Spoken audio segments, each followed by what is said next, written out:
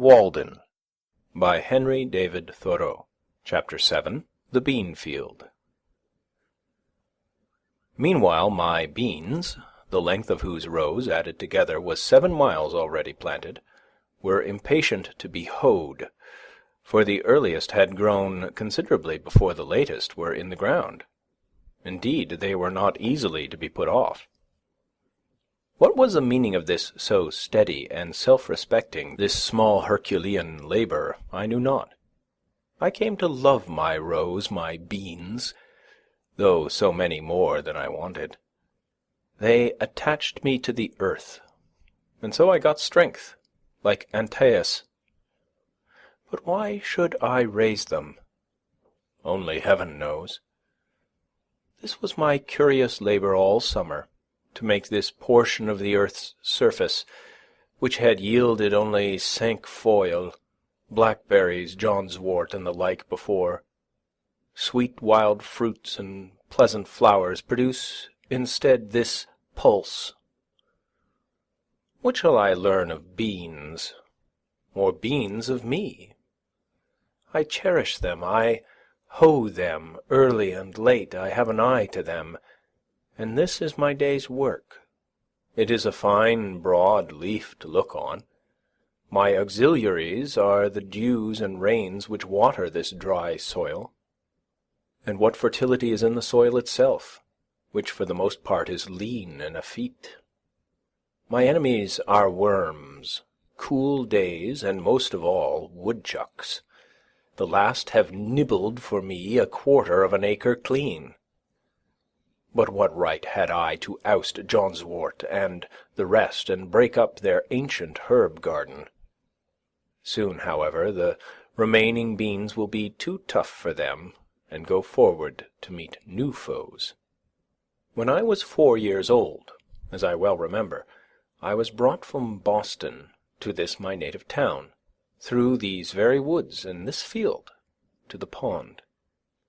It is one of the oldest scenes stamped on my memory. And now, tonight, my flute has waked the echoes over that very water. The pines still stand here, older than I, or if some have fallen, I have cooked my supper with their stumps.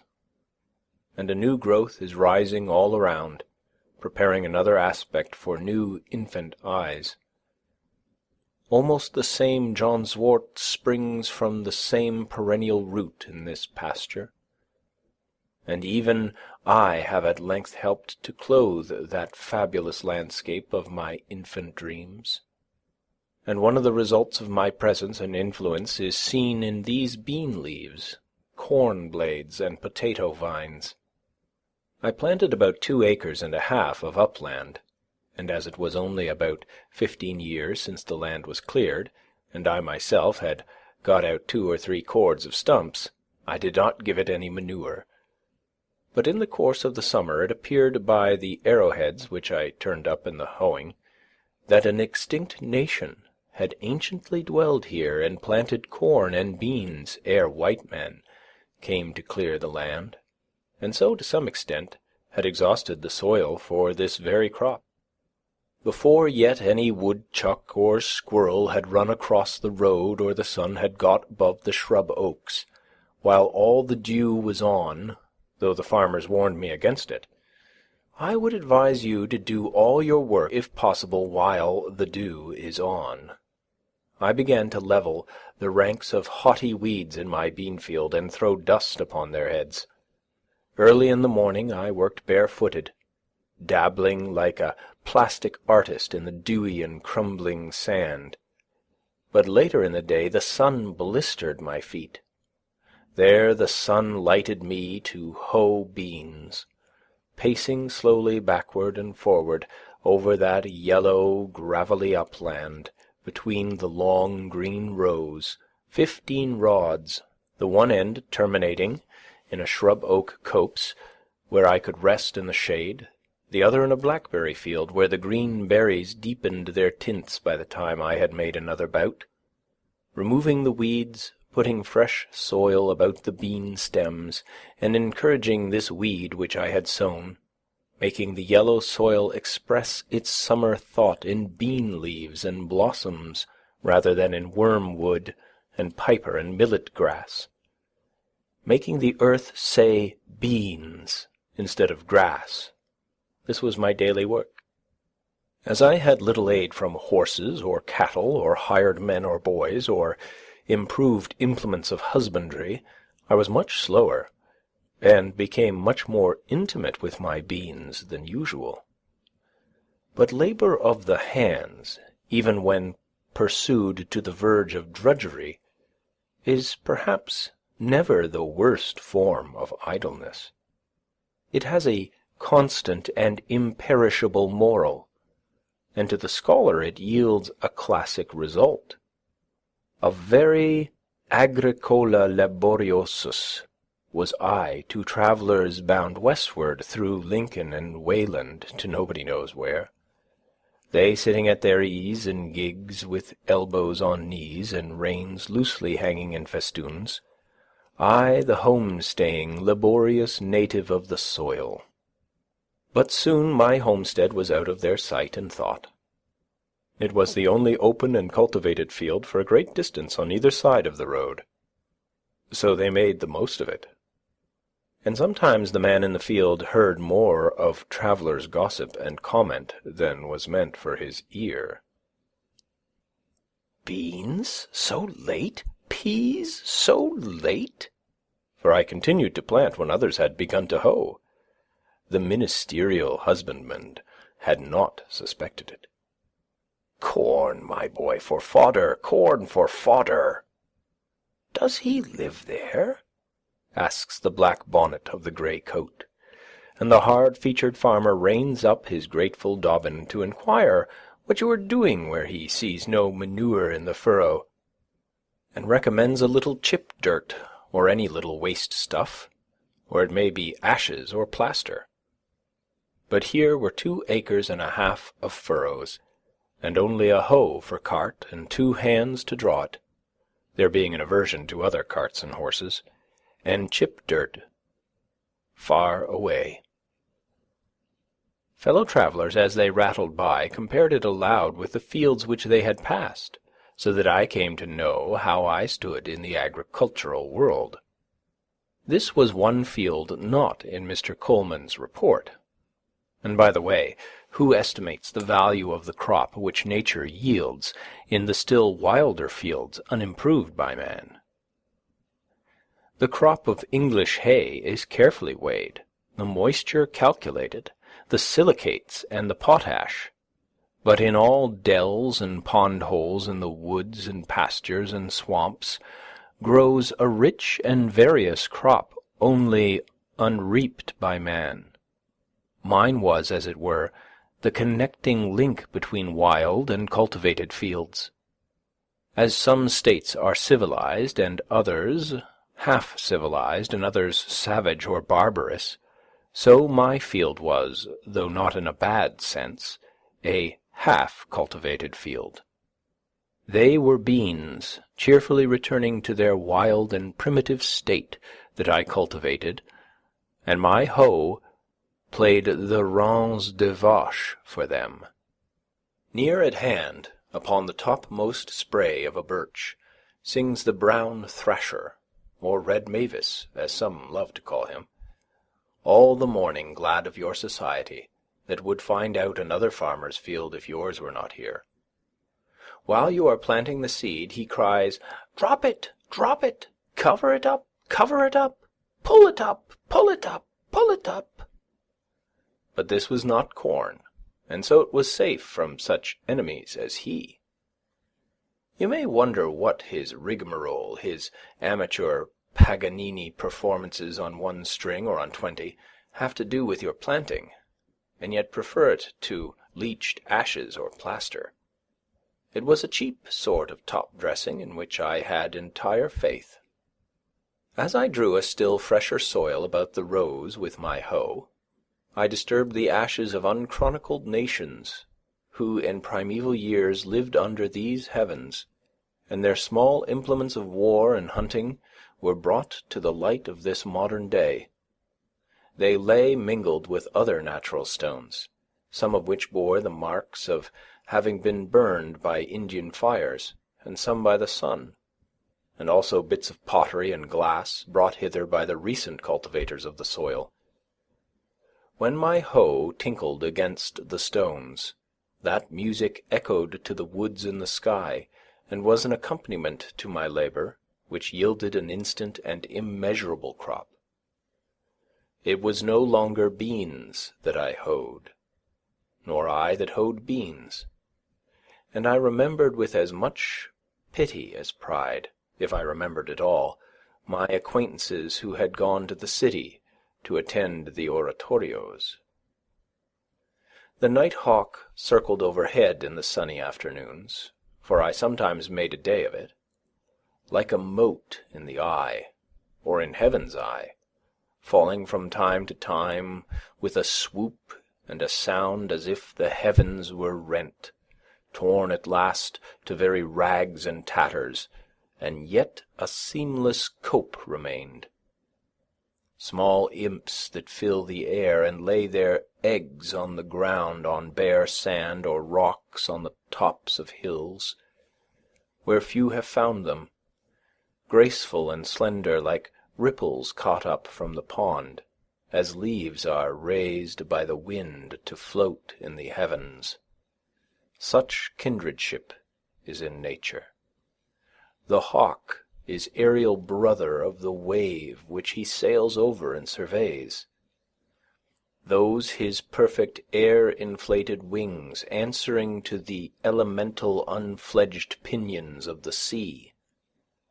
Or sometimes I watched a pair of hen-hawks circling high in the sky, alternately soaring and descending, approaching and leaving one another, as if they were the embodiment of my own thoughts. Or I was attracted by the passage of wild pigeons from this wood to that, with a slight quivering winnowing sound and carrier haste, or from under a rotten stump my hoe turned up a sluggish, portentous, and outlandish spotted salamander, a trace of Egypt in the Nile, yet our contemporary. When I paused to lean on my hoe, these sounds and sights I heard and saw anywhere in the row, a part of the inexhaustible entertainment which the country offers. On gala days the town fires its great guns, which echo like pop-guns to these woods, and some waifs of martial music occasionally penetrate thus far. To me, away there in my bean field at the other end of the town, the big guns sounded as if a puff-ball had burst, and when there was a military turnout of which I was ignorant, I have sometimes had a vague sense all the day of some sort of itching and disease in the horizon, as if some eruption would break out there soon, either scarlatina or canker rash, until at length some more favourable puff of wind, making haste over the fields and up the Wayland road, brought me information of these trainers. It seemed by the distant hum as if somebody's bees had swarmed, and that the neighbours, according to Virgil's advice, by a faint tintinnabulum upon the most sonorous of their domestic utensils, were endeavouring to call them down into the hive again. And when the sound died quite away, and the hum had ceased, and the most favourable breezes told no tale, I knew that they had got the last drone of them all safely into the Middlesex hive, and that now their minds were bent on the honey with which it was smeared. I felt proud to know that the liberties of Massachusetts and of our fatherland were in such safe keeping, and as I turned to my hoeing again, I was filled with an inexpressible confidence, and pursued my labour cheerfully with a calm trust in the future. When there were several bands of musicians, it sounded as if all the village was a vast bellows, and all the buildings expanded and collapsed alternately with a din. But sometimes it was a really noble and inspiring strain that reached these woods, and the trumpet that sings of fame, and I felt as if I could spit a Mexican with a good relish. For why should we always stand for trifles? And looked round for a woodchuck or a skunk to exercise my chivalry upon. These martial strains seemed as far away as Palestine, and reminded me of a march of crusaders in the horizon, with a slight tantivy and tremulous motion of the elm-tree tops which overhang the village. This was one of the great days, though the sky had from my clearing only the same everlastingly great look that it wears daily, and I saw no difference in it. It was a singular experience, that long acquaintance which I cultivated with beans, what with planting and hoeing and harvesting and threshing and picking over and selling them.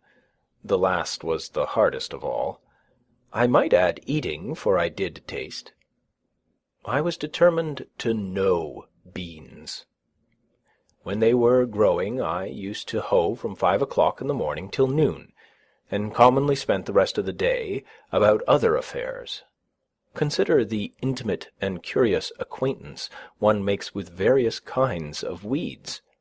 It will bear some iteration in the account, for there was no little iteration in the labour, disturbing their delicate organization so ruthlessly, and making such invidious distinctions with his hoe, levelling whole ranks of one species, and sedulously cultivating another.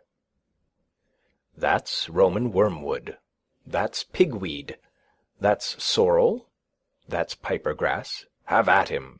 Chop him up, turn his roots upward to the sun, don't let him have a fibre in the shade. If you do, he'll turn himself to other side up, and be as green as a leek in 2 days.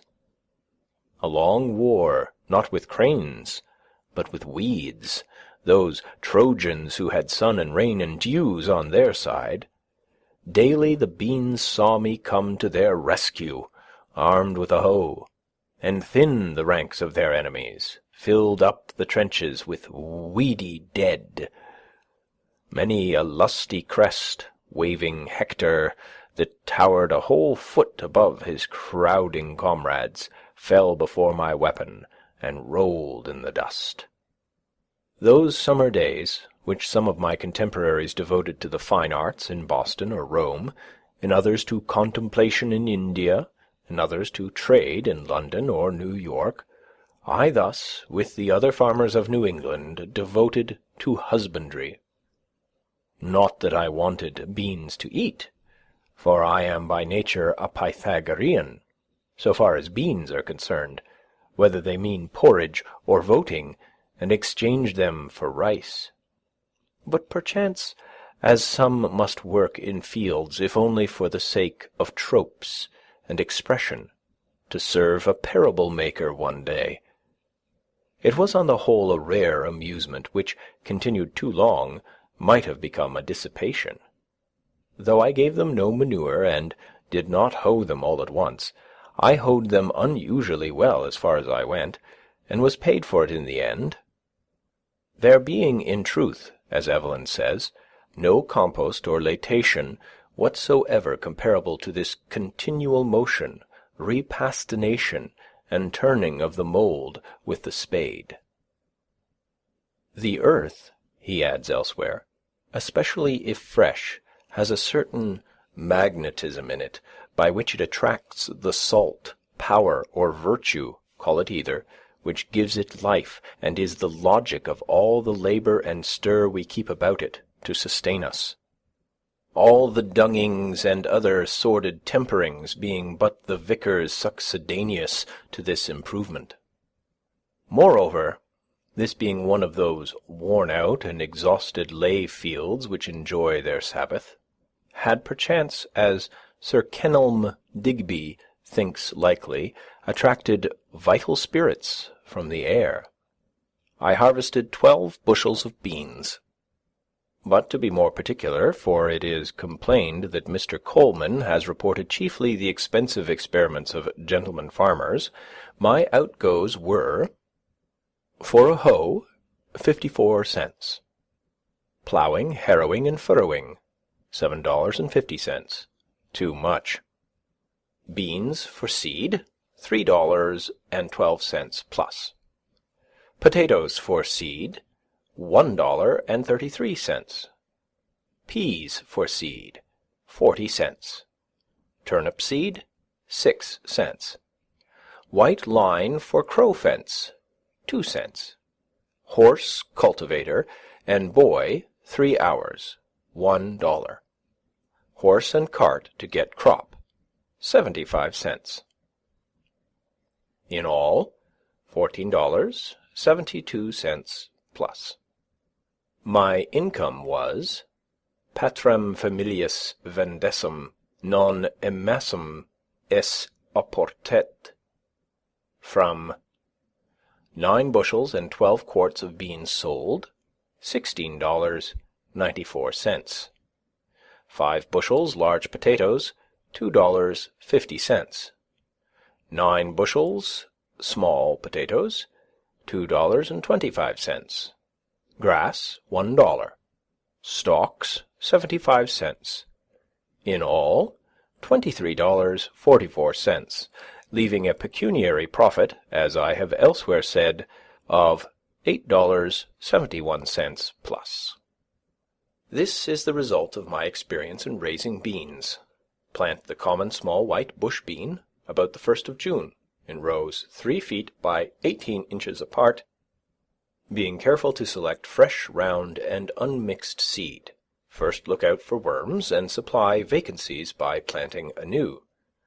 Then look out for woodchucks, if it is an exposed place, for they will nibble off the nearest tender leaves almost clean as they go. And again, when the young tendrils make their appearance, they have notice of it, and will shear them off with both buds and young pods, sitting erect like a squirrel. But above all, harvest as early as possible. If you would escape frosts and have a fair and saleable crop, you may save much loss by this means. This further experience also I gained. I said to myself, I will not plant beans and corn with so much industry another summer, but such seeds, if the seed is not lost, as sincerity, truth, simplicity, faith, innocence, and the like, and see if they will not grow in this soil, even with less toil and manurance, and sustain me, for surely it has not been exhausted for these crops. Alas, I said this to myself, but now another summer is gone, and another, and I am obliged to say to you, reader, that the seeds which I planted, if indeed they were the seeds of those virtues, were worm-eaten or had lost their vitality, and so did not come up. Commonly men will only be brave as their fathers were brave, or timid. This generation is very sure to plant corn and beans each new year precisely as the Indians did centuries ago, and taught the first settlers to do, as if there were a fate in it. I saw an old man the other day, to my astonishment, making the holes with a hoe for the 70th time at least, and not for himself to lie down in. But why should not the New Englander try new adventures, and not lay so much stress on his grain, his potato and grass crop, and his orchards, raise other crops than these? Why concern ourselves so much about our beans for seed, and not be concerned at all about a new generation of men? We should really be fed and cheered if, when we met a man, we were sure to see that some of the qualities which I have named, which we all prize more than those other productions, but which are for the most part broadcast and floating in the air, had taken root and grown in him. Here comes such a subtle and ineffable quality, for instance, as truth or justice, though the slightest amount or new variety of it, along the road. Our ambassadors should be instructed to send home such seeds as these, and Congress help to distribute them over all the land. We should never stand upon ceremony with sincerity. We should never cheat and insult and banish one another by our meanness. If there were present the kernel of worth and friendliness, We should not meet thus in haste. Most men I do not meet at all, for they seem not to have time. They are busy about their beans. We would not deal with a man thus plodding ever, leaning on a hoe or a spade as a staff between his work, not as a mushroom, but partially risen out of the earth, something more than erect, like swallows alighted and walking on the ground. And as he spake, his wings would now and then spread, as he meant to fly, then close again, so that we should suspect that we might be conversing with an angel. Bread may not always nourish us, but it always does us good. It even takes stiffness out of our joints, and makes us supple and buoyant, when we knew not what ailed us, to recognize any generosity in man or nature, to share any unmixed and heroic joy. Ancient poetry and mythology suggest at least that husbandry was once a sacred art, but it is pursued with irreverent haste and heedlessness by us, our object being to have large farms and large crops merely. We have no festival, no procession, no ceremony, not excepting our cattle shows and so-called thanksgivings, by which the farmer expresses a sense of the sacredness of his calling, or is reminded of its sacred origin. It is the premium and the feast which tempt him. He sacrifices not to Ceres and the terrestrial Jove, but to the infernal Plutus rather, by avarice and selfishness and a grovelling habit, from which none of us is free, of regarding the soil as property, or the means of acquiring property chiefly. The landscape is deformed, husbandry is degraded with us, and the farmer leads the meanest of lives. He knows nature but as a robber. Cato says that the prophets of agriculture are particularly pious or just. Maximic pius questus. And according to Varro, the old Romans called the same earth mother and Ceres, and thought that they who cultivate it led a pious and useful life, and that they alone were left of the race of King Saturn. We are wont to forget that the sun looks on our cultivated fields and on the prairies and forests without distinction. They all reflect and absorb his rays alike, and the former make but a small part of the glorious picture which he beholds in his daily course. In his view the earth is all equally cultivated like a garden. Therefore we should receive the benefit of his light and heat with a corresponding trust and magnanimity. What though I value the seed of these beans, and harvest that in the fall of the year?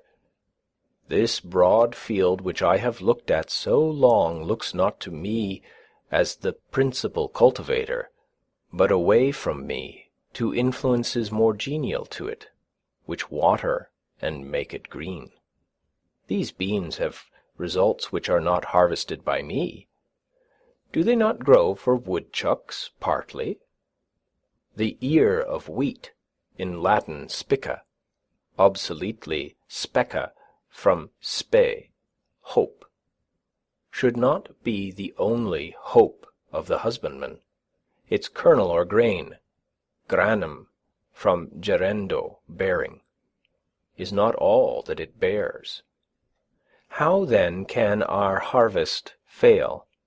Shall I not rejoice also at the abundance of the weeds, whose seeds are the granary of the birds? It matters little comparatively whether the fields fill the farmer's barns. The true husbandman will cease from anxiety, as the squirrels manifest no concern whether the woods will bear chestnuts this year or not, and finish his labor with every day, relinquishing all claim to the produce of his fields, and sacrificing in his mind not only his first, but his last fruits also. End of Chapter 7. Chapter 8. The Village. After hoeing, or perhaps reading and writing, in the forenoon, I usually bathed again in the pond, swimming across one of its coves for a stint, and washed the dust of labour from my person, or smoothed out the last wrinkle which study had made, and for the afternoon was absolutely free. Every day or two I strolled to the village, to hear some of the gossip which is incessantly going on there, circulating either from mouth to mouth or from newspaper to newspaper, and which, taken in homeopathic doses, was really as refreshing in its way as the rustle of leaves and the peeping of frogs. As I walked in the woods to see the birds and squirrels, so I walked in the village to see the men and boys. Instead of the wind among the pines, I heard the carts rattle. In one direction from my house there was a colony of muskrats in the river meadows, under the grove of elms and buttonwoods. In the other horizon was a village of busy men, as curious to me as if they had been prairie dogs, each sitting at the mouth of its burrow, or running over to a neighbour's to gossip. I went there frequently to observe their habits. The village appeared to me a great newsroom, and on one side, to support it, as once at Redding and Company's on State Street, they kept nuts and raisins, or salt and meal and other groceries. Some have such a vast appetite for the former commodity, that is, the news, and such sound digestive organs, that they can sit forever in public avenues without stirring, and let it simmer and whisper through them like the Etesian winds, or as if inhaling ether, it only producing numbness and insensibility to pain. Otherwise it would often be painful to bear, without affecting the consciousness. I hardly ever failed, when I rambled through the village, to see a row of such worthies, either sitting on a ladder, sunning themselves with their bodies inclined forward and their eyes glancing along the line this way and that from time to time with a voluptuous expression, or else leaning against a barn with their hands in their pockets, like caryatides, as if to prop it up. They, being commonly out of doors, heard whatever was in the wind. These are the coarsest mills, in which all gossip is first rudely digested or cracked up before it is emptied into finer and more delicate hoppers within doors. I observed that the vitals of the village were the grocery, the bar-room, the post-office, and the bank, and, as a necessary part of the machinery, they kept a bell, a big gun, and a fire-engine at convenient places, and the houses were so arranged as to make the most of mankind, in lanes and fronting one another, so that every traveller had to run the gauntlet, and every man, woman, and child might get a lick at him. Of course, those who were stationed nearest to the head of the line, where they could most see and be seen, and have the first blow at him, paid the highest prices for their places, and the few straggling inhabitants in the outskirts, where long gaps in the line began to occur, and the traveller could get over walls or turn aside into cow-paths and so escape, paid a very slight ground or window tax. Signs were hung out on all sides to allure him, some to catch him by the appetite, as the tavern and victualling cellar, some by the fancy, as the dry goods store and the jeweller's, and others by the hair or the feet or the skirts, as the barber, the shoemaker, or the tailor. Besides, there was a still more terrible standing invitation to call at every one of these houses, and company expected about these times. For the most part I escaped wonderfully from these dangers, either by proceeding at once boldly and without deliberation to the goal, as is recommended to those who run the gauntlet, or by keeping my thoughts on high things, like Orpheus, who, loudly singing the praises of the gods to his lyre, drowned the voices of the sirens, and kept out of danger. Sometimes I bolted suddenly, and nobody could tell my whereabouts, for I did not stand much about gracefulness, and never hesitated at a gap in a fence. I was even accustomed to make an irruption into some houses, where I was well entertained, and after learning the kernels and very last sieveful of news, what had subsided, the prospects of war and peace, and whether the world was likely to hold together much longer, I was let out through the rear avenues, and so escaped to the woods again. It was very pleasant, when I stayed late in town, to launch myself into the night, especially if it was dark and tempestuous, and set sail for some bright village parlour or lecture-room, with a bag of rye or Indian meal upon my shoulder, for my snug harbour in the woods, having made all tight without and withdrawn under hatches with a merry crew of thoughts, leaving only my outer man at the helm, or even tying up the helm when it was plain sailing. I had many a genial thought by the cabin fire, as I sailed. I was never cast away, nor distressed in any weather, though I encountered some severe storms. It is darker in the woods, even in common nights, than most suppose.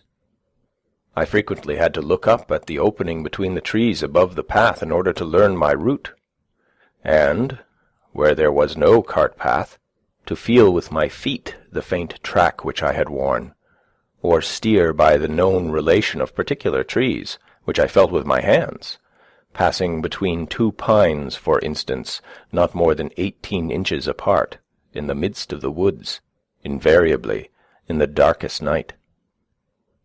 Sometimes after coming home thus late in a dark and muggy night, when my feet felt the path which my eyes could not see, dreaming and absent-minded all the way, until I was aroused by having to raise my hand to lift the latch, I have not been able to recall a single step of my walk, and I have thought that perhaps my body would find its way home if its master should forsake it, as the hand finds its way to the mouth without assistance.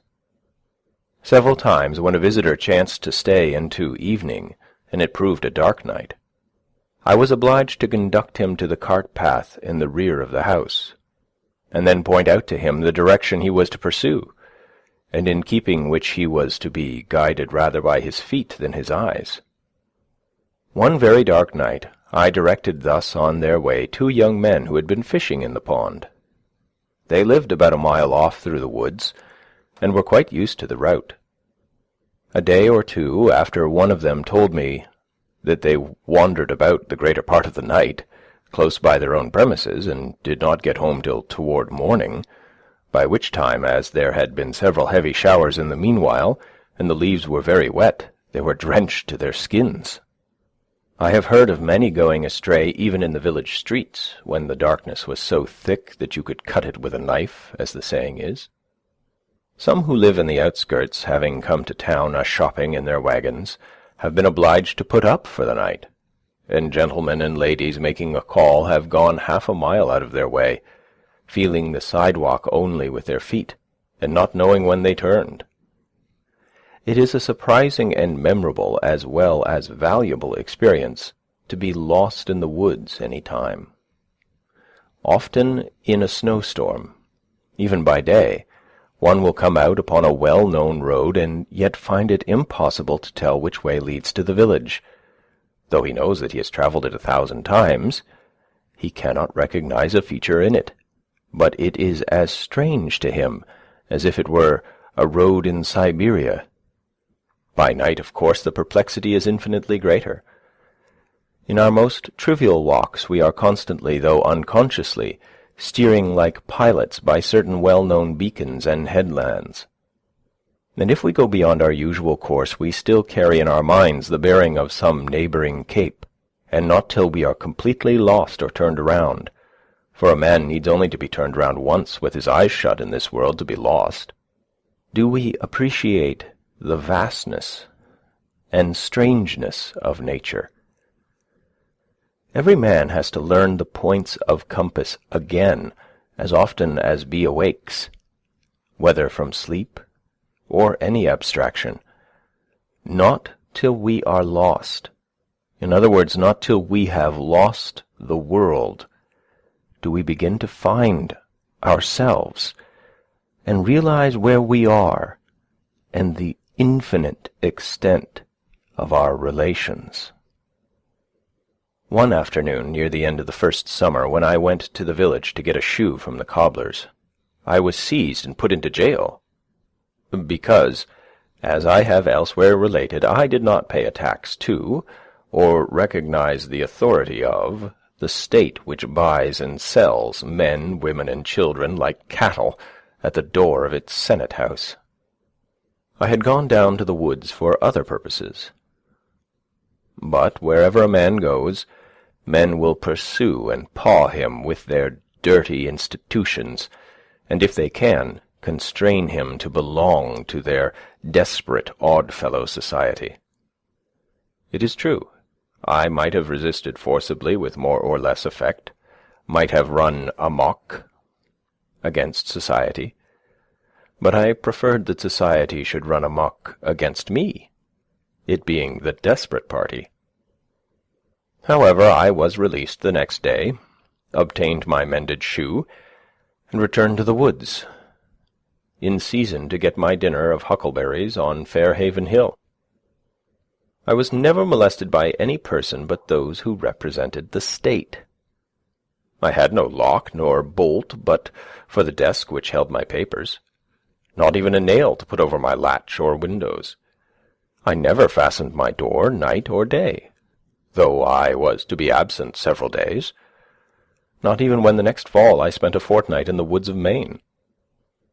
And yet my house was more respected than if it had been surrounded by a file of soldiers.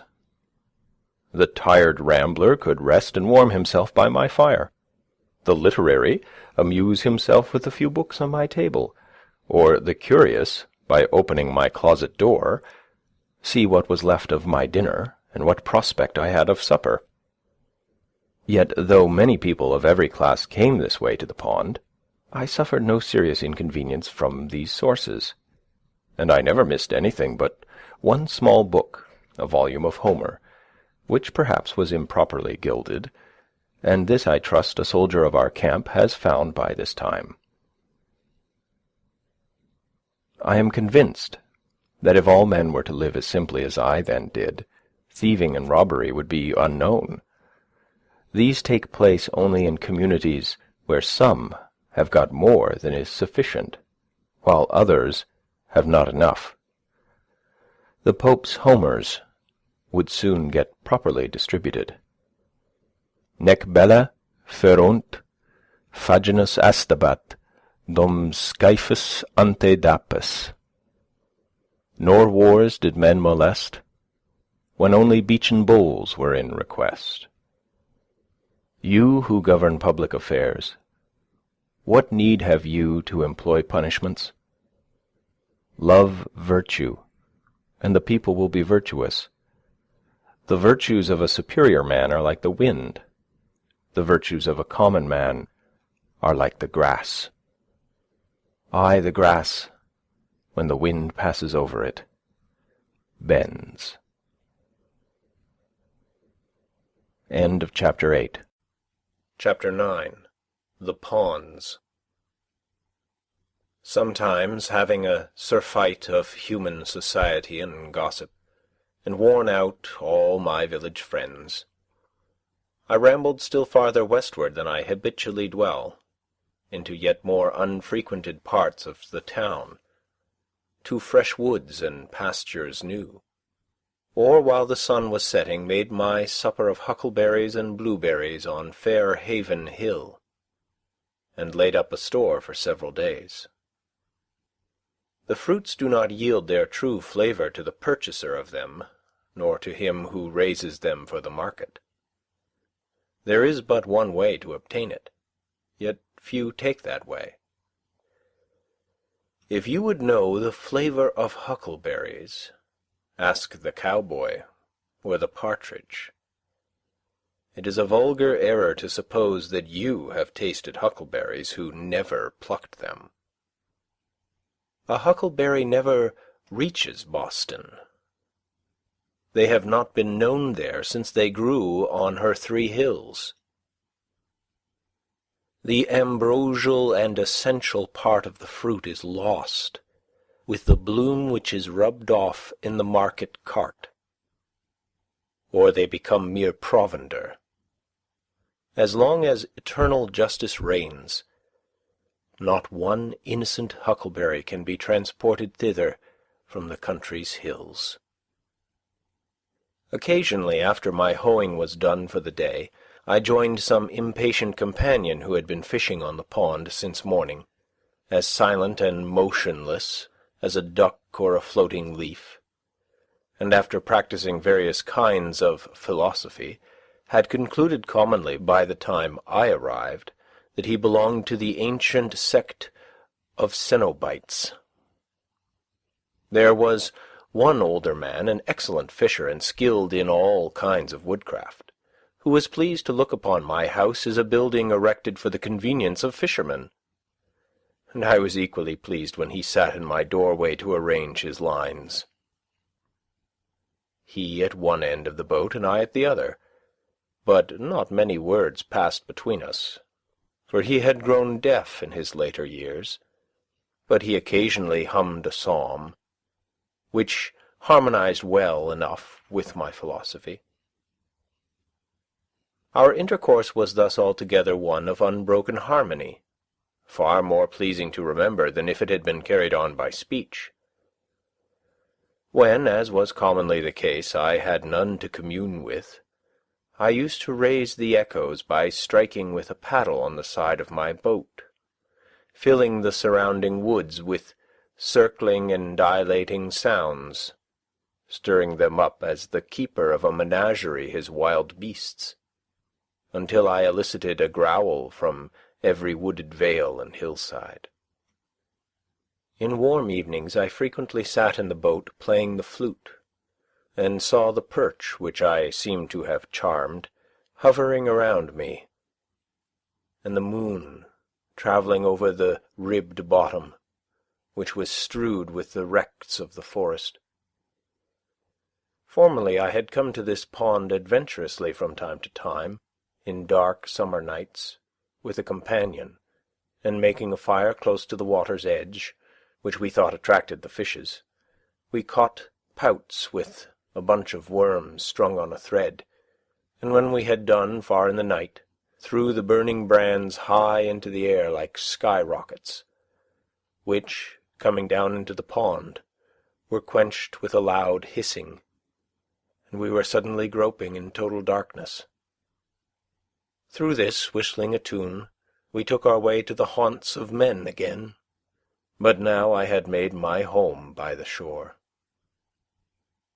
Sometimes, after staying in a village parlour till the family had all retired, I have returned to the woods, and partly with a view to the next day's dinner, spent the hours of midnight fishing from a boat by moonlight, serenaded by owls and foxes, and hearing from time to time the creaking note of some unknown bird close at hand. These experiences were very memorable and valuable to me.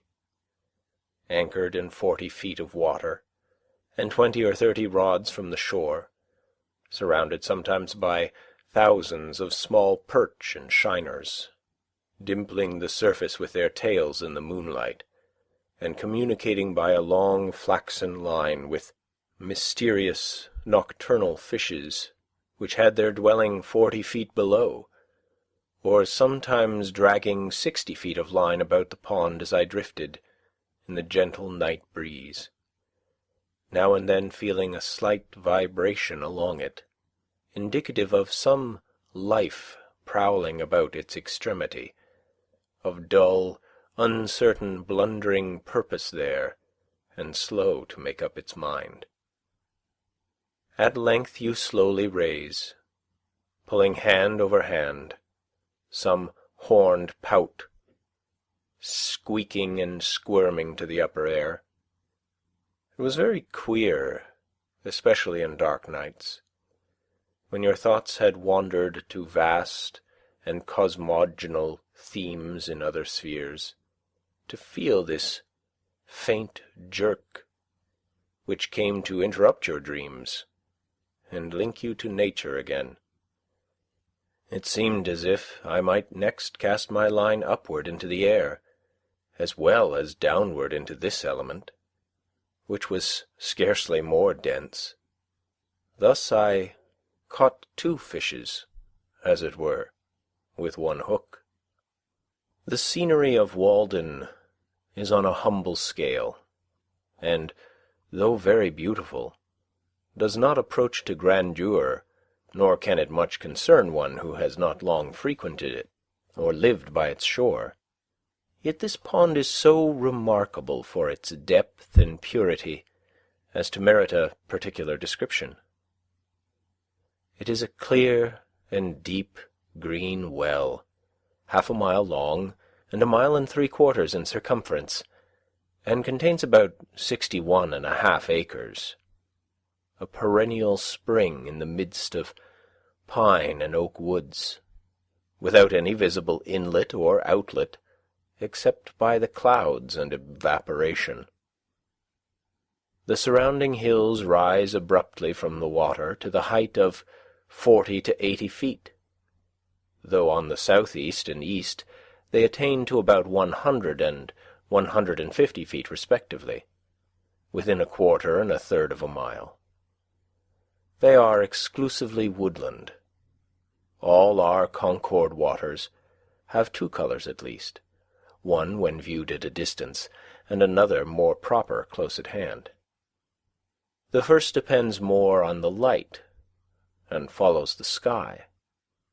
In clear weather in summer, they appear blue at a little distance, especially if agitated, and at a great distance all appear alike.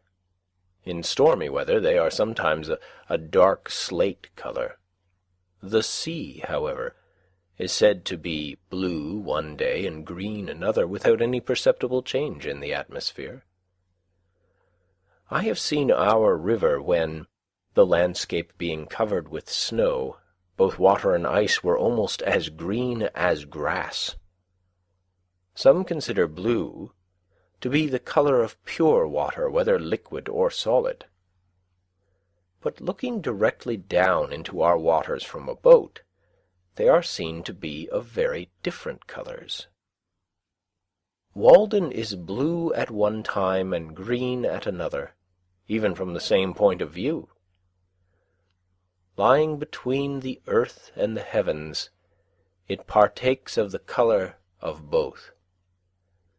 Viewed from a hilltop, it reflects the colour of the sky, but near at hand it is of a yellowish tint, next the shore where you can see the sand, then a light green, which gradually deepens to a uniform dark green in the body of the pond. In some lights, viewed even from a hilltop, it is of a vivid green next to the shore. Some have referred this to the reflection of the verdure, but it is equally green there against the railroad sandbank, and in the spring before the leaves are expanded, and it may be simply the result of the prevailing blue mixed with the yellow of the sand. Such is the colour of its iris. This is that portion also where in the spring the ice, being warmed by the heat of the sun, reflected from the bottom, and also transmitted through the earth, melts first and forms a narrow canal about the still frozen middle. Like the rest of our waters, when much agitated, in clear weather, so that the surface of the waves may reflect the sky at the right angle, or because there is more light mixed with it, it appears at a little distance of a darker blue than the sky itself. And at such a time, being on its surface, and looking with divided vision, so as to see the reflection, I have discerned a matchless and indescribable light blue, such as watered or changeable silks and sword blades suggest, more cerulean than the sky itself, alternating with the original dark green on the opposite sides of the waves, which last appeared but muddy in comparison, It is a vitreous greenish blue, as I remember it, like those patches of the winter sky seen through cloud vistas in the west before sundown.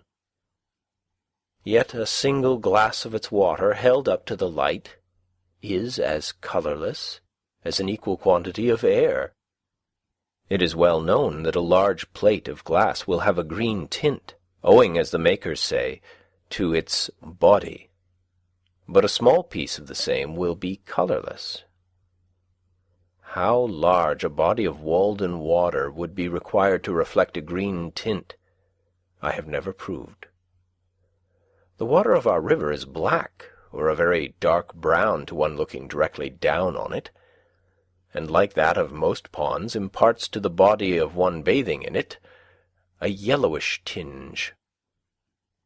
But this water is of such crystalline purity that the body of the bather appears of an alabaster whiteness, still more unnatural, which, as the limbs are magnified and distorted withal, produces a monstrous effect, making fit studies for a Michelangelo.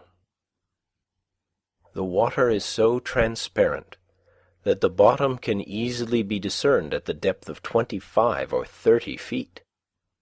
Paddling over it, you may see, many feet beneath the surface, the schools of perch and shiners, perhaps only an inch long, yet the former easily distinguished by their transverse bars, and you think that they must be ascetic fish that find a subsistence there. Once in the winter, many years ago, when I had been cutting holes through the ice in order to catch pickerel, as I stepped ashore I tossed my axe back onto the ice, but, as if some evil genius had directed it, it slid 4 or 5 rods directly into one of the holes, where the water was 25 feet deep. Out of curiosity I laid down on the ice and looked through the hole until I saw the axe a little on one side standing on its head, with its helve erect and gently swaying to and fro with the pulse of the pond. And there it might have stood erect and swaying till in the course of time the handle rotted off, if I had not disturbed it. Making another hole directly over it, with an ice chisel which I had, and cutting down the longest birch which I could find in the neighbourhood with my knife, I made a slip noose which I attached to its end, and letting it down carefully, passed it over the knob of the handle and drew it by a line along the birch, and so pulled the axe out again. The shore is composed of a belt of smooth, rounded white stones, like paving stones, except 1 or 2 short sand beaches, and is so steep that in many places a single leap will carry you into water over your head. And were it not for its remarkable transparency, that would be the last to be seen of its bottom till it rose on the opposite side. Some think it is bottomless. It is nowhere muddy, and a casual observer would say that there were no weeds at all in it, and of noticeable plants, except in the little meadows recently overflowed, which do not properly belong to it. A closer scrutiny does not detect a flag, nor a bulrush, nor even a lily, yellow or white, but only a few small heart leaves and potamogetons, and perhaps a water target or 2, all which, however, a bather might not perceive, and these plants are clean and bright like the element they grow in. The stones extend a rod or 2 into the water, and then the bottom is pure sand, except in the deepest part, where there is usually a little sediment, probably from the decay of the leaves which have been wafted on to it so many successive falls, and a bright green weed is brought up on anchors even in midwinter. We have one other pond just like this, White Pond, in 9 Acre Corner, about 2.5 miles westerly. But, though I am acquainted with most of the ponds within a dozen miles of this centre, I do not know a third of this pure and well-like character. Successive nations perchance have drank at, admired, and fathomed it, and passed away, and still its water is green and pellucid as ever. Not an intermitting spring.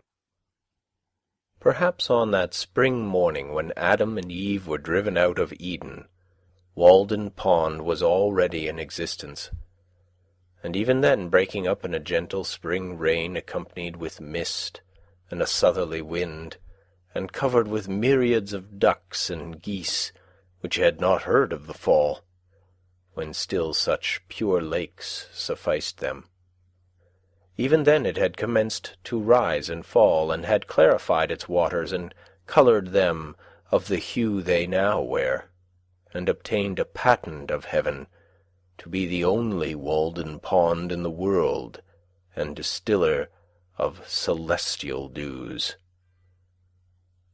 Who knows in how many unremembered nations' literatures this has been the Castalian fountain, or what nymphs presided over it in the Golden Age. It is a gem of the first water which Concord wears in her coronet. Yet, perchance, the first who came to this well have left some trace of their footsteps. I have been surprised to detect, encircling the pond, even where a thick wood has just been cut down on the shore, a narrow shelf-like path in the steep hillside, alternately rising and falling, approaching and receding from the water's edge, as old probably as the race of man here, worn by the feet of aboriginal hunters, and still from time to time unwittingly trodden by the present occupants of the land. This is particularly distinct to one standing on the middle of the pond in winter, just after a light snow has fallen, appearing as a clear, undulating white line, unobscured by weeds and twigs, and very obvious a quarter of a mile off in many places where in summer it is hardly distinguishable close at hand. The snow reprints it, as it were, in clear white type, alto relievo. The ornamented grounds of villas which will one day be built here may still preserve some trace of this. The pond rises and falls, but whether regularly or not, and within what period, nobody knows, though, as usual, many pretend to know. It is commonly higher in winter and lower in the summer, though not corresponding to the general wet and dryness.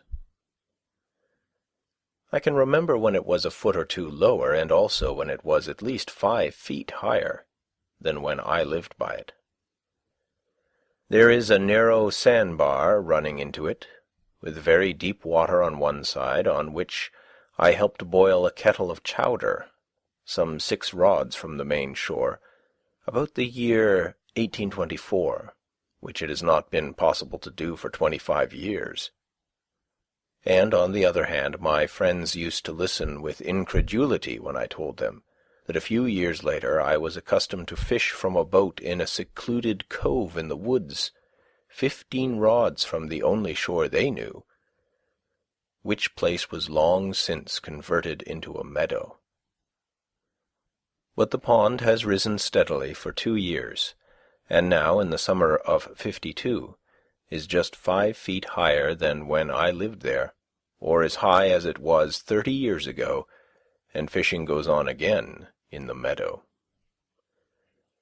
This makes a difference of level, at the outside, of 6 or 7 feet, and yet the water shed by the surrounding hills is insignificant in amount, and this overflow must be referred to causes which affect the deep springs. This same summer the pond has begun to fall again.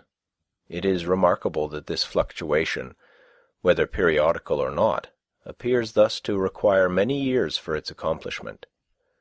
I have observed 1 rise and a part of 2 falls, and I expect that a dozen or 15 years hence the water will again be as low as I have ever known it.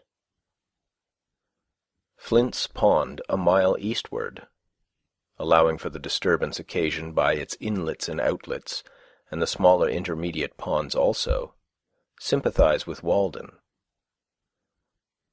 and recently attained their greatest height at the same time with the latter.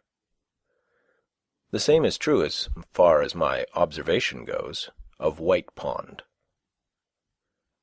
This rise and fall of Walden at long intervals serves this use at least. The water standing at this great height for a year or more, though it makes it difficult to walk round it, kills the shrubs and trees which have sprung up about its edge since the last rise. Pitch pines, birches, alders, aspens, and others, and falling again, leaves an unobstructed shore. For unlike many ponds, and all waters which are subject to a daily tide, its shore is cleanest when the water is lowest. On the side of the pond, next my house, a row of pitch pines 15 feet high has been killed and tipped over as if by a lever, and thus a stop put to their encroachments. And their size indicates how many years have elapsed since the last rise to this height. By this fluctuation the pond asserts its title to a shore, and thus the shore is shorn, and the trees cannot hold it by right of possession. These are the lips of the lake, on which no beard grows. It licks its chaps from time to time. When the weather is at its height, the alders, willows, and maples send forth a mass of fibrous red roots several feet long from all sides of their stems in the water, and to the height of 3 or 4 feet from the ground, in the effort to maintain themselves. And I have known the high blueberry bushes about the shore, which commonly produce no fruit, bear an abundant crop under these circumstances. Some have been puzzled to tell how the shore became so regularly paved. My townsmen have all heard the tradition.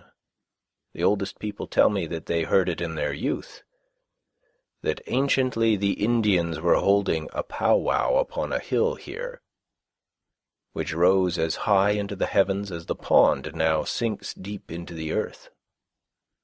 And they used much profanity, as the story goes, though this vice is one of which the Indians were never guilty, and while they were thus engaged, the hill shook and suddenly sank, and only one old squaw, named Walden, escaped, and from her the pond was named. It has been conjectured that when the hill shook, these stones rolled down its side and became the present shore. It is very certain, at any rate, that once there was no pond here, and now there is one, and this Indian fable does not in any respect conflict with the account of the ancient settler, whom I have mentioned, who remembers so well when he first came here with his divining rod, saw a thin vapour rising from the sward, and the hazel pointed steadily downward, and he concluded to dig a well here. As for the stones, many still think that they are hardly to be accounted for by the action of the waves on these hills. But I observe that the surrounding hills are remarkably full of the same kind of stones, so that they have been obliged to pile them up in walls on both sides of the railroad cut nearest the pond. And moreover, there are more stones where the shore is most abrupt, so that unfortunately it is no longer a mystery to me. I detect the paver. If the name was not derived from that of some English locality, Saffron Walden, for instance, one might suppose that it was called originally Walled-in Pond. The pond was my well, ready dug. For 4 months in the year, its water is as cold as it is pure at all times, and I think that it is then as good as any, if not the best, in the town. In the winter, all water which is exposed to the air is colder than springs and wells which are protected from it.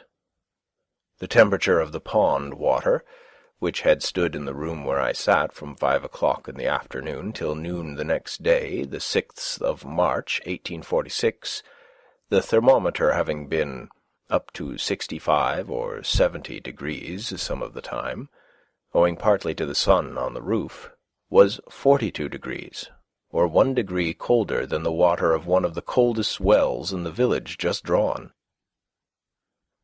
The temperature of the boiling spring the same day was 45 degrees, or the warmest of any water tried, though it is the coldest that I know of in summer, when beside shallow and stagnant surface water is not mingled with it. Moreover, in summer Walden never becomes so warm as most water which is exposed to the sun, on account of its depth. In the warmest weather I usually placed a pailful in my cellar, where it became cool in the night, and remained so during the day, though I also resorted to a spring in the neighbourhood. It was as good when a week old as the day it was dipped, and had no taste of the pump. Whoever camps for a week in summer by the shore of a pond needs only bury a pail of water a few feet deep in the shade of his camp to be independent of the luxury of ice. There have been caught in Walden pickerel, one weighing 7 pounds, to say nothing of another which carried off a reel with great velocity, which the fisherman safely set down at 8 pounds because he did not see him. Perch and pouts, some of each weighing over 2 pounds, shiners, chivens or roach, a very few breams, and a couple of eels, one weighing 4 pounds. I am thus particular because the weight of a fish is commonly its only title to fame, and these are the only eels I have heard of here. Also, I have a faint recollection of a little fish some 5 inches long, with silvery sides and a greenish back, somewhat dace-like in its character, which I mention here chiefly to link my facts to fable. Nevertheless, this pond is not very fertile in fish. Its pickerel, though not abundant, are its chief boast. I have seen at one time, lying on the ice, pickerel of at least 3 different kinds. A long and shallow one, steel-coloured, most like those caught in the river. A bright golden kind, with greenish reflections and remarkably deep, which is the most common here. And another golden-coloured, and shaped like the last, but peppered on the sides with small dark brown or black spots, intermixed with a few faint blood-red ones, very much like a trout. The specific name reticulatus would not apply to this. It should be guttatus, rather. These are all very firm fish, and weigh more than their size promises. The shiners, pouts, and perch also, and indeed all the fishes which inhabit this pond, are much cleaner, handsomer, and firmer-fleshed than those in the river, and most other ponds, as the water is purer, and they can easily be distinguished from them. Probably many ichthyologists would make new varieties of some of them. There are also a certain race of frogs and tortoises, and a few mussels in it. Muskrats and mink leave their traces about it, and occasionally a travelling mud turtle visits it. Sometimes, when I pushed off my boat in the morning, I disturbed a great mud turtle, which had secreted himself under the boat in the night. Ducks and geese frequent it in the spring and fall. The white-bellied swallows, hirundo bicolor, skim over it, and the peetweets, Totanus macularius, teeter along its stony shores all summer. I have sometimes disturbed a fish-hawk sitting on a white pine over the water, but I doubt if it is ever profaned by the wind of a gull, like Fair Haven. At most it tolerates one annual loon. These are all the animals of consequence which frequent it now. You may see from a boat, in calm weather, near the sandy eastern shore, where the water is 8 or 10 feet deep, and also in some other parts of the pond, some circular heaps 6 feet in diameter, by a foot in height, consisting of small stones less than a hen's egg in size, where all around is bare sand. At first you wonder if the Indians could have formed them on the ice for any purpose, and so, when the ice melted, they sank to the bottom. But they are too regular, and some of them plainly too fresh for that. They are similar to those found in rivers, but as there are no suckers nor lampreys here, I know not by what fish they could be made. Perhaps they are the nests of the chivin. These lend a pleasing mystery to the bottom. The shore is irregular enough not to be monotonous. I have in my mind's eye the western, indented with deep bays, the bolder northern, and the beautifully scalloped southern shore, where successive capes overlap each other and suggest unexplored coves between. The forest was never so good a setting, nor is so distinctly beautiful, as when seen from the middle of a small lake, amid hills which rise from the water's edge. For the water in which it is reflected not only makes the best foreground in such a case, but with its winding shore the most natural and agreeable boundary to it. There is no rawness nor imperfection in its edge there, as where the axe has cleared a part, or a cultivated field abuts on it. The trees have ample room to expand on the water side, and each sends forth its most vigorous branch in that direction. There nature has woven a natural selvage, and the eye rises by just gradations from the low shrubs of the shore to the highest trees. There are few traces of man's hand to be seen. The water laves the shore as it did 1,000 years ago. A lake is the landscape's most beautiful and expressive feature.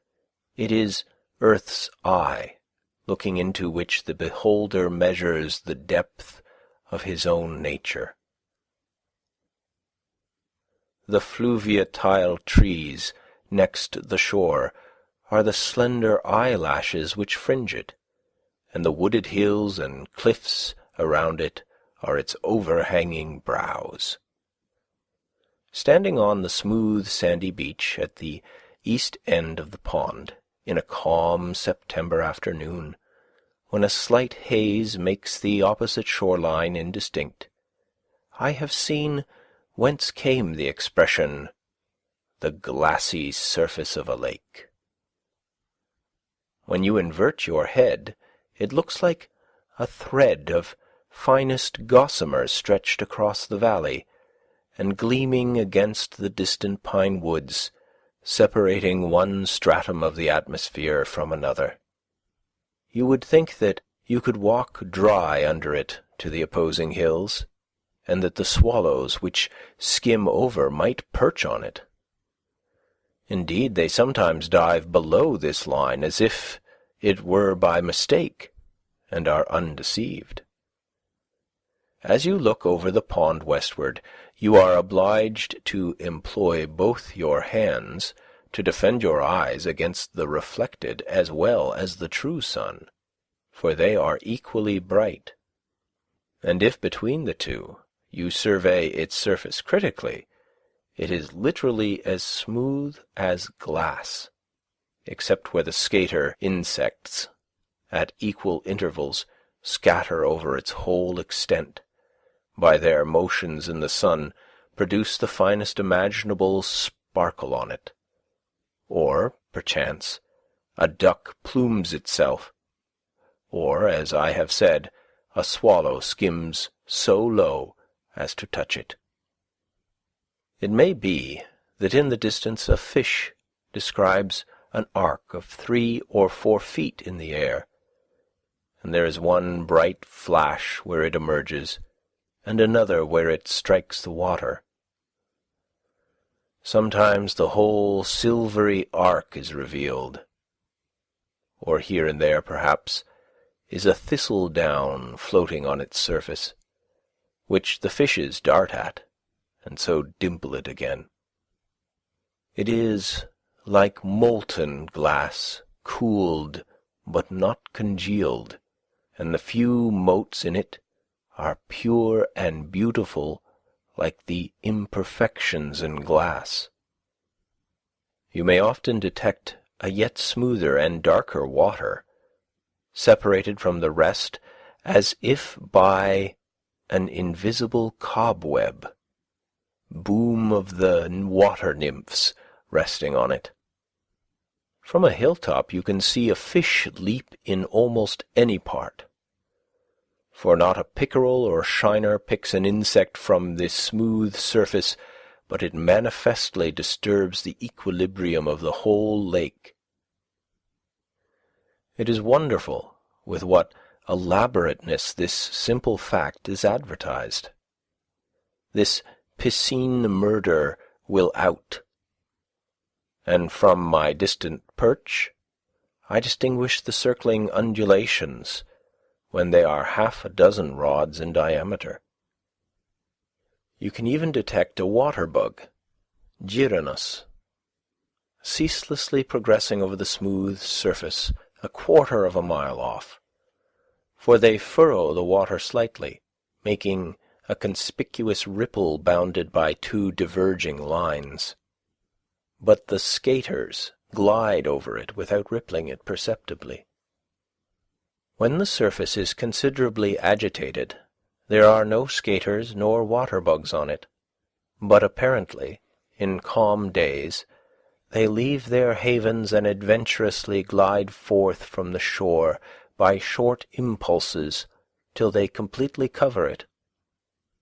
It is a soothing employment, on one of those fine days in the fall, when all the warmth of the sun is fully appreciated, to sit on a stump on such a height as this, overlooking the pond, and study the dimpling circles which are incessantly inscribed on its otherwise invisible surface, amid the reflected skies and trees.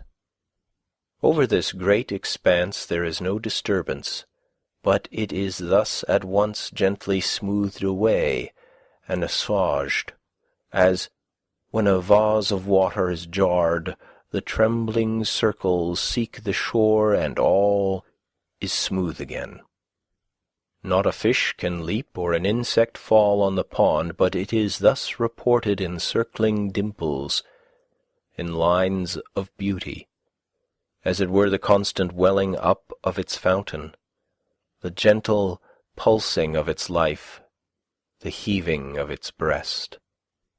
The thrills of joy and thrills of pain are indistinguishable.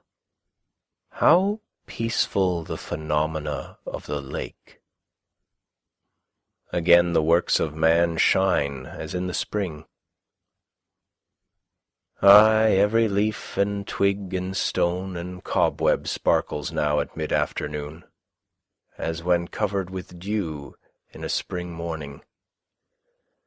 Every motion of an oar or an insect produces a flash of light, and if an oar falls, how sweet the echo! In such a day, in September or October, Walden is a perfect forest mirror, set round with stones as precious to my eye as if fewer or rarer. Nothing so fair, so pure, and at the same time so large as a lake, perchance, lies on the surface of the earth. Sky water. It needs no fence. Nations come and go without defiling it. It is a mirror which no stone can crack, whose quicksilver will never wear off, whose gilding nature continually repairs. No storms, no dust can dim its surface ever fresh. A mirror in which all impurity presented to it sinks, swept and dusted by the sun's hazy brush.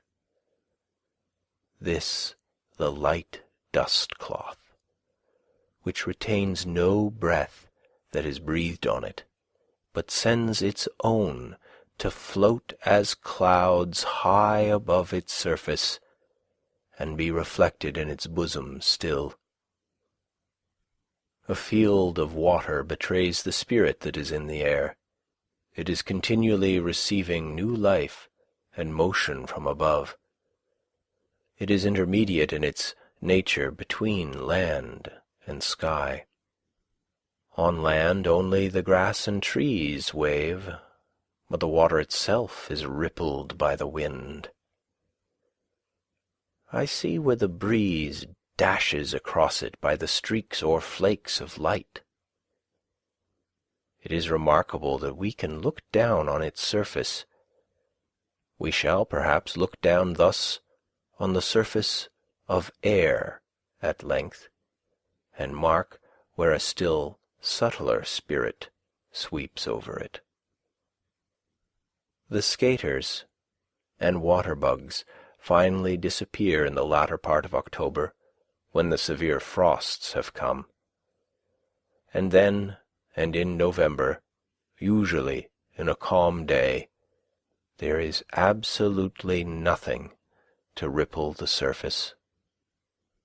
One November afternoon, in the calm at the end of a rainstorm of several days' duration, when the sky was still completely overcast and the air was full of mist, I observed that the pond was remarkably smooth, so that it was difficult to distinguish its surface, though it no longer reflected the bright tints of October, but the sombre November colours of the surrounding hills. Though I passed over it as gently as possible, the slight undulations produced by my boat extended almost as far as I could see, and gave a ribbed appearance to the reflections. But, as I was looking over the surface, I saw here and there at a distance a faint glimmer, as if some skater insects which had escaped the frosts might be collected there, or, perchance, the surface, being so smoothed, betrayed where a spring welled up from the bottom. Paddling gently to one of these places, I was surprised to find myself surrounded by myriads of small perch, about 5 inches long, of a rich bronze colour in the green water, sporting there and constantly rising to the surface and dimpling it, sometimes leaving bubbles on it. In such transparent and seemingly bottomless water, reflecting the clouds, I seemed to be floating through the air as in a balloon, and their swimming impressed me as a kind of flight, or hovering, as if they were a compact flock of birds passing just beneath my level on the right or left, their fins like sails set all around them. There were many such schools in the pond, apparently improving the short season before winter would draw an icy shutter over their broad skylight, sometimes giving to the surface an appearance as if a slight breeze struck it, or a few raindrops fell there. When I approached carelessly and alarmed them, they made a sudden splash and rippling with their tails, as if one had struck the water with a bushy bough, and instantly took refuge in the depths. At length the wind rose, the mist increased, and the waves began to run, and the perch leaped much higher than before, half out of water, 100 black points, 3 inches long, at once above the surface. Even as late as the 5th of December one year, I saw some dimples on the surface, and thinking it was going to rain hard immediately, the air being full of mist, I made haste to take my place at the oars and row homeward. Already the rain seemed rapidly increasing, though I felt none on my cheek, and I anticipated a thorough soaking. But suddenly the dimples ceased, for they were produced by the perch, which the noise of my oars had seared into the depths, and I saw their schools dimly disappearing. So I spent a dry afternoon, after all. An old man who used to frequent this pond nearly 60 years ago, when it was dark with surrounding forests, tells me that in those days he sometimes saw it all alive with ducks and other waterfowl, and that there were many eagles about it.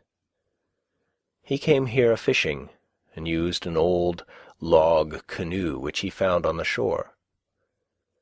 It was made of 2 white pine logs dug out and pinned together, and was cut off square at the ends. It was very clumsy, but lasted a great many years before it became waterlogged and perhaps sank to the bottom.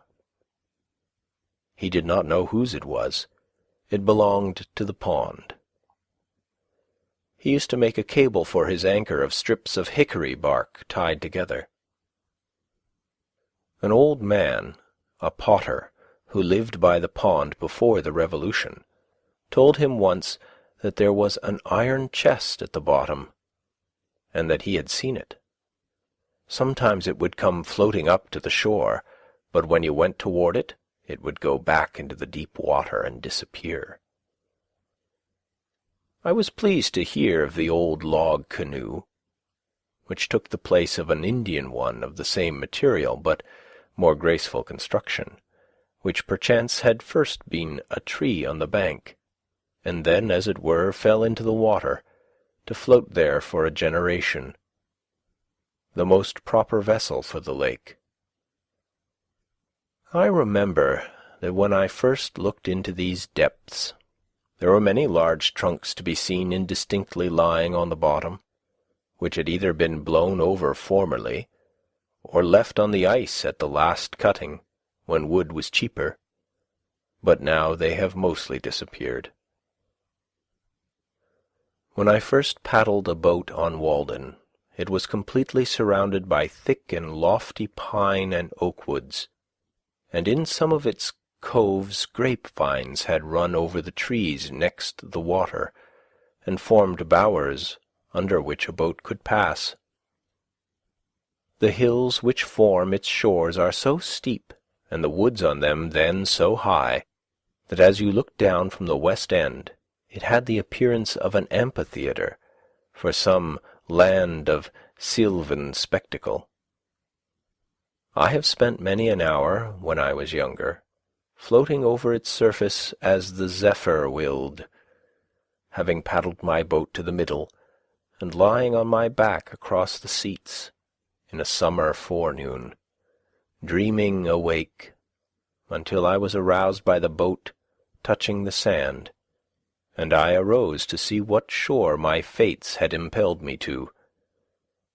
Days when idleness was the most attractive and productive industry. Many a forenoon have I stolen away, preferring to spend thus the most valued part of the day. For I was rich, if not in money, in sunny hours and summer days, and spent them lavishly. Nor do I regret that I did not waste more of them in the workshop or the teacher's desk. But since I left those shores, the wood choppers have still further laid them waste, and now for many a year there will be no more rambling through the aisles of the wood, with occasional vistas through which you see the water. My muse may be excused if she is silent henceforth. How can you expect the birds to sing when their groves are cut down? Now the trunks of trees on the bottom, and the old log canoe, and the dark surrounding woods are gone, and the villagers, who scarcely know where it lies, instead of going to the pond to bathe or drink, are thinking to bring its water, which should be as sacred as the Ganges at least, to the village in a pipe, to wash their dishes with, to earn their Walden by the turning of a cock or the drawing of a plug. That devilish iron horse, whose ear-rending neigh is heard throughout the town, has muddied the boiling spring with his foot, and he it is that has browsed off all the woods on Walden shore, that Trojan horse, with 1,000 men in his belly, introduced by mercenary Greeks. Where is the country's champion, the Moor of Moor Hill, to meet him at the deep cut and thrust an avenging lance between the ribs of the bloated pest? Nevertheless, of all the characters I have known, perhaps Walden wears best, and best preserves its purity. Many men have been likened to it, but few deserve that honour. Though the wood-choppers have laid bare first this shore and then that, and the Irish have built their styes by it, and the railroad has infringed on its border, and the ice-men have skimmed it once, it is itself unchanged. The same water which my youthful eyes fell on, all the change is in me. It has not acquired one permanent wrinkle after all its ripples. It is perennially young, and I may stand and see a swallow dip, apparently to pick an insect from its surface as of yore. It struck me again tonight, as if I had not seen it almost daily for more than 20 years. Why, here is Walden, the same woodland lake that I discovered so many years ago, where a forest was cut down last winter. Another is springing up by its shore as lustily as ever. The same thought is welling up to its surface that was then. It is the same liquid joy and happiness to itself and its Maker, aye, and it may be to me. It is the work of a brave man, surely, in whom there was no guile. He rounded this water with his hand, deepened and clarified it in his thought, and in his will bequeathed it to Concord. I see by its face that it is visited by the same reflection, and I can almost say, Walden, is it you? It is no dream of mine to ornament a line. I cannot come nearer to God and heaven than I live to Walden even. I am its stony shore, and the breeze that passes o'er, in the hollow of my hand are its water and its sand, and its deepest resort lies high in my thought. The cars never pause to look at it. Yet I fancy that the engineers and firemen and brakemen and those passengers who have a season ticket and see it often are better men for the sight. The engineer does not forget at night, or his nature does not, that he has held this vision of serenity and purity once at least during the day. Though seen but once, it helps to wash out State Street and the engine's soot. One proposes that it be called God's drop. I have said that Walden has no visible inlet nor outlet, but it is on the one hand distantly and indirectly related to Flint's Pond, which is more elevated, by a chain of small ponds coming from that quarter, and on the other directly and manifestly to Concord River, which is lower, by a similar chain of ponds, through which in some other geological period it may have flowed, and by a little digging, which, God forbid, it can be made to flow thither again. If by living thus reserved and austere, like a hermit in the woods, so long it has acquired such wonderful purity, who would not regret that the comparatively impure waters of Flint's Pond should be mingled with it, or itself should ever go to waste its sweetness in the ocean's wave? Flint's or Sandy Pond, in Lincoln, our greatest lake and inland sea, lies about a mile east of Walden. It is much larger, being said to contain 197 acres, and is more fertile in fish. But it is comparatively shallow and not remarkably pure. A walk through the woods thither was often my recreation. It was worth the while, if only to feel the wind blow on your cheeks freely, and see the waves run, and remember the life of mariners.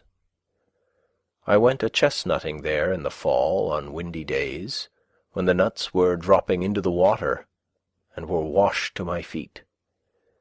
And one day, as I crept along its sedgy shore, the fresh spray blowing in my face, I came upon the mouldering wreck of a boat, the sides gone, and hardly more than the impression of its flat bottom left amid the rushes. Yet its model was sharply defined, as if it were a large decayed pad with its veins. It was as impressive a wreck as one could imagine on the seashore, and had as good a moral. It is by this time mere vegetable mould and undistinguishable pond shore, through which rushes and flags have pushed up. I used to admire the ripple marks on the sandy bottom at the north end of this pond, made firm and hard to the feet of the wader by the pressure of the water, and the rushes which grew in Indian file, in waving lines, corresponding to these marks, rank behind rank, as if the waves had planted them. There also I have found, in considerable quantities, curious balls, composed apparently of fine grass or roots, of pipewort perhaps, from 1/2 inch to 4 inches in diameter, and perfectly spherical. They wash back and forth in shallow water on a sandy bottom, and are sometimes cast on the shore. They are either solid grass, or have a little sand in the middle. At first you would say that they were formed by the action of the waves, like a pebble. Yet the smallest are made of equally coarse materials, 1/2 inch long, and they are produced only at one season of the year. Moreover, the waves, I suspect, do not so much construct as wear down a material which has already acquired consistency. They preserve their form when dry for an indefinite period. Flint's Pond. Such is the poverty of our nomenclature. What right had the unclean and stupid farmer whose farm abutted on this sky water, whose shores he has ruthlessly laid bare to give his name to it. Some skinflint who loved better the reflecting surface of $1 or a bright cent in which he could see his own brazen face, who regarded even the wild ducks which settled in it as trespassers. His fingers grown into crooked and bony talons from the long habit of grasping harpy-like. So it is not named for me. I go not there to see him, nor to hear of him, who never saw it, who never bathed in it, who never loved it, who never protected it, who never spoke a good word for it, nor thanked God that he had made it. Rather let it be named from the fishes that swim in it, the wild fowl or quadrupeds which frequent it, the wild flowers which grow by its shore, or some wild man or child, the thread of whose history is interwoven with its own, not for him who could show no title to it but the deed which a like-minded neighbour or legislature gave him who thought only of its money value, whose presence perchance cursed all the shores, who exhausted the land around it, and would fain have exhausted the waters within it, who regretted only that it was not English hay or cranberry meadow. There was nothing to redeem it, forsooth, in his eyes, and would have drained and sold it for the mud at its bottom. It did not turn his mill, and it was no privilege to him to behold it. I respect not his labours. His farm where everything has its price, who would carry the landscape, who would carry his God to market, if he could get anything for him, who goes to market for his God as it is, on whose farm nothing grows free, whose fields bear no crops, whose meadows no flowers, whose trees no fruits but dollars, who loves not the beauty of his fruits, whose fruits are not ripe for him till they are turned to dollars. Give me the poverty that enjoys true wealth. Farmers are respectable and interesting to me in proportion as they are poor farmers. A model farm, where the house stands like a fungus in a muck-heap. Chambers for men, horses, oxen, and swine, cleansed and uncleansed, all contiguous to one another, stocked with men. A great grease-spot, redolent of manures and buttermilk, under a high state of cultivation, being manured with the hearts and brains of men, as if you were to raise your potatoes in the churchyard. Such is a model farm. No, no, if the fairest features of the landscape are to be named after men, let them be the noblest and worthiest men alone. Let our lakes receive as true names at least as the Icarian Sea, where still the shore a brave attempt resounds. Goose Pond, of small extent, is on my way to Flint's. Fair Haven, an expensive Concord river, said to contain some 70 acres, is a mile southwest, and White Pond, of about 40 acres, is a mile and a half beyond Fair Haven. This is my lake country.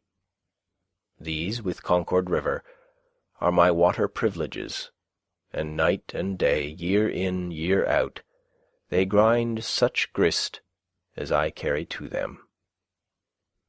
Since the woodcutters and the railroad, I myself have profaned Walden, perhaps the most attractive, if not the most beautiful of all our lakes, the gem of the woods, is White Pond. Poor name for its commonness, whether derived from the remarkable purity of its waters or the colour of its sands. In these, as in other respects, however, it is a lesser twin of Walden. They are so much alike that you would say they must be connected underground. It has the same stony shore, and its waters are of the same hue. As at Walden, in sultry dog-day weather, looking down through the woods on some of its bays, which are not so deep, but that the reflection from the bottom tinges them, its waters are of a misty bluish-green or glaucous colour. Many years since I used to go there to collect the sand by cartloads, to make sandpaper with, and I have continued to visit it ever since. One who frequents it proposes to call it Virid Lake. Perhaps it might be called Yellow Pine Lake, from the following circumstance.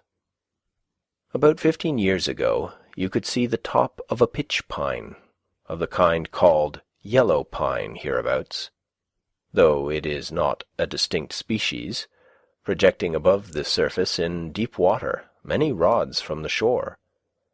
It was even supposed by some that the pond had sunk, and this was one of the primitive forest that formerly stood there.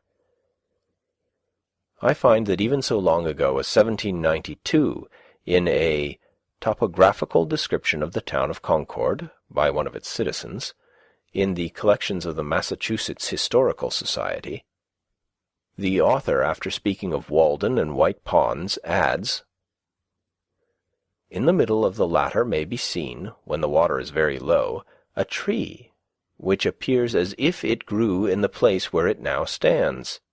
Although the roots are 50 feet below the surface of the water, the top of this tree is broken off, and at the place measures 14 inches in diameter."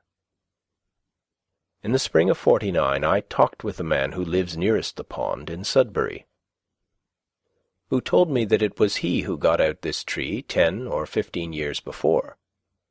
As near as he could remember, it stood 12 or 15 rods from the shore, where the water was 30 or 40 feet deep.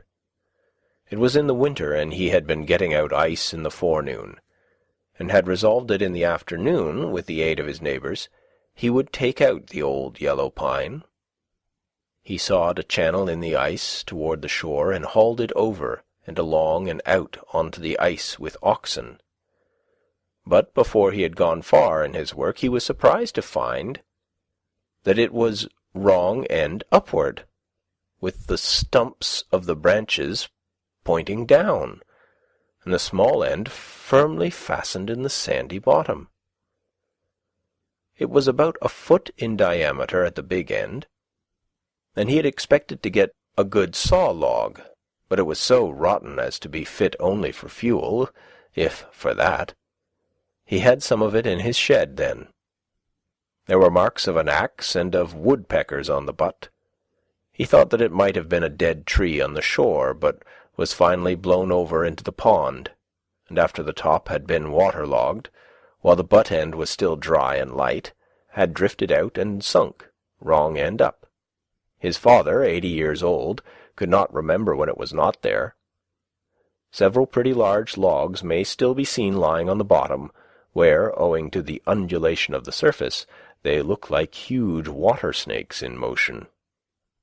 This pond has rarely been profaned by a boat, for there is little in it to tempt a fisherman. Instead of the white lily, which requires mud, or the common sweet flag, the blue flag, Iris versicolor, grows thinly in the pure water, rising from the stony bottom all around the shore, where it is visited by hummingbirds in June, and the colour both of its bluish blades and its flowers, and especially their reflections, is in singular harmony with the glaucous water. White Pond and Walden are great crystals on the surface of the earth, lakes of light.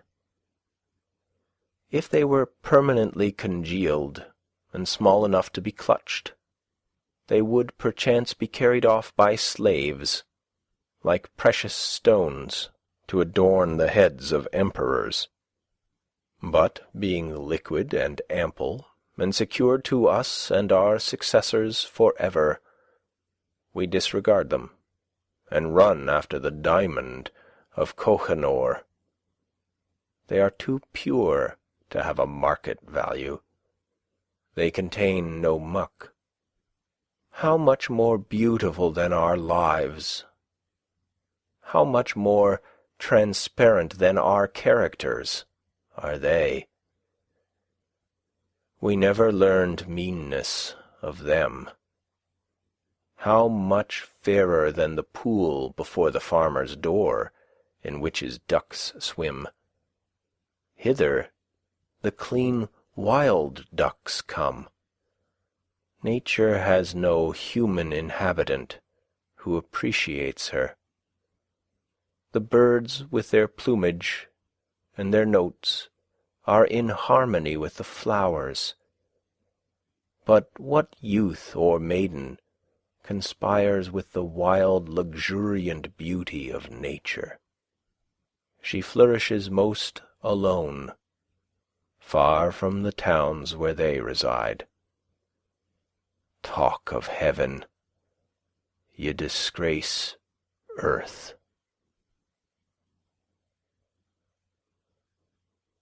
End of chapter 9.